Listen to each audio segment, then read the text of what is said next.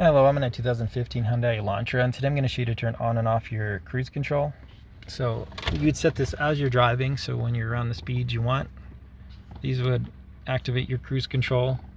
You can see there the cruise is active, and then you use these controls to set it. And then as you're driving, you can increase it a couple miles an hour or lower it with this mode, or you can just reset it again with these. So it says set, you be the one you push to hold for setting it at that. Say if you're going like 50 miles an hour and you want to hold it at that, and then when you're ready to turn off cruise control, it'll cancel it. So then you got to restart, finding your speed and then setting it with these.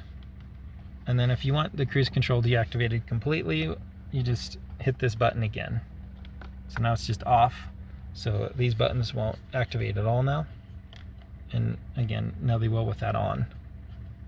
So this is probably the most important one, to make sure it's lit in your dash. Because if that's not lit, none of these buttons are going to work. But I hope that was helpful.